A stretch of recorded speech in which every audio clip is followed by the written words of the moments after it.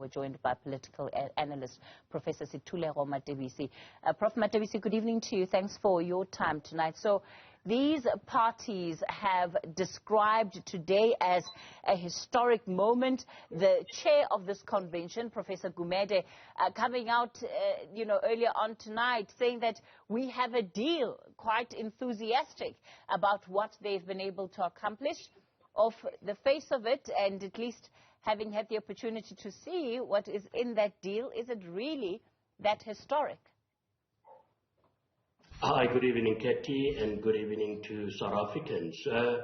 It is a commendable initiative by our opposition parties in South Africa. This country has reached and concluded its democratic path on the basis of dialogue.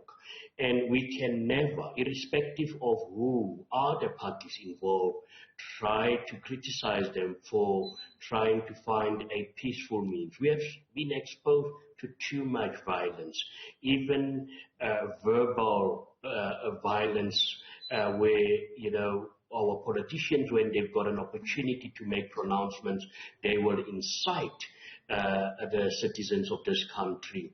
And this is something that is commendable irrespective of which political spectrum you find yourself. But as I've indicated in the past, the outcome and the impact of what has been concluded over the past 2 days, that will be decided by the actions and how sincere these leaders are to what they have agreed. And that has been a major elephant in the room for South African political parties. They're talking about shared principles and priorities, Prof. Matebesi, and one automatically may think about what is happening at a local government level and some of the agreements that have been signed between some of these parties previously, albeit not on this scale, that have simply fallen through.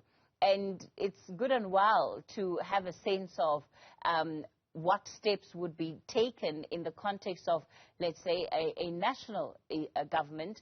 But to what extent do you think that this agreement will hold when there are actual votes, actual numbers and actual seats and positions that they're contesting?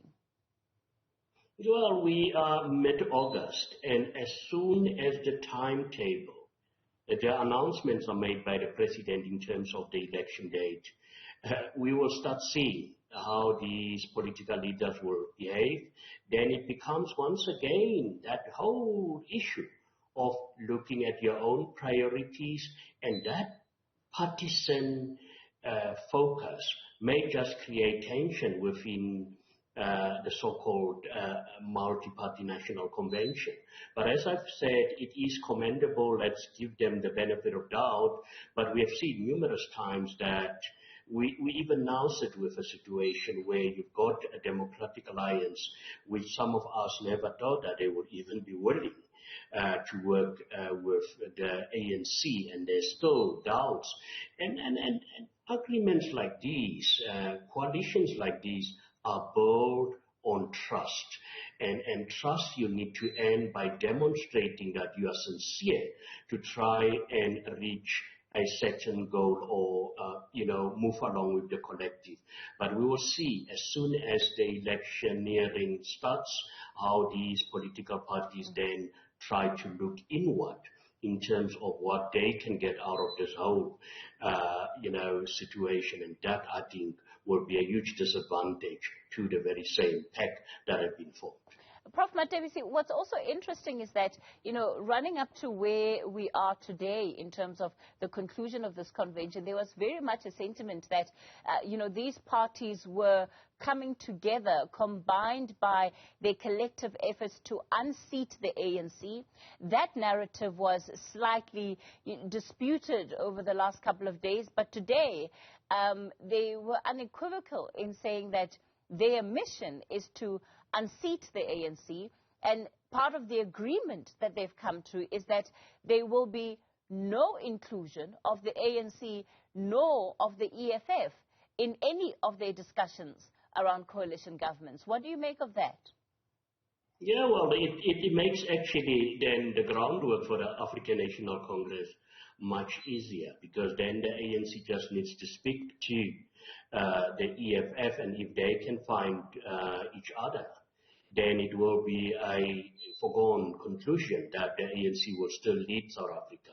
And I've stated it on numerous times. Yes, there might be indications that the African National Congress may lose the next elections, but I strongly believe that it is too early to even start talking about that. But there's nothing wrong. It's the opposition. How do you go into a competition not trying to unseat those who are leading? And I think that was very strategic. And it's only now that they realize that they can't advance a narrative without saying that this is our goal to try and unseat the African National Congress. And that's why it just didn't make sense when you've got one of the leading parties, the Democratic Alliance, who still had hopes to work with the African National Congress. And also, if you look at the ideological differences between the ANC and the Democratic Alliance, and the question is, what is the difference between the EFF, working with the EFF, and then working with the African National Congress? And I think ardent DA members would have asked such fundamental questions, and perhaps that's why the Democratic backtracked on that particular issue. Would it be asking too much, Professor Matebesi, in terms of building trust? Because we know that that's really central to coalition government, and that's what has worked elsewhere in the world. Would it be too much to expect of these parties coming out of today that they practice what they preach from today on at a local government level, so that we see the extent to which they're truly committed to working together and to forming coalition governments? Surely that could form somewhat of a litmus test. It is all that has to do with a conducive environment. The South African political landscape is so conducive. That's why you've got leaders who still have absolutely no regard for their electorate, because they know there won't be any consequences. South Africans have not yet mastered the technique to punish political parties that seems to play with their future. And it's not about us, but it's the future of this country. And it's really painful. People don't realize the consequences of this infighting at local government level. And what we are not trying to preach to political parties is to say, perhaps we want to dictate the narrative, we want to dictate how they should approach issues.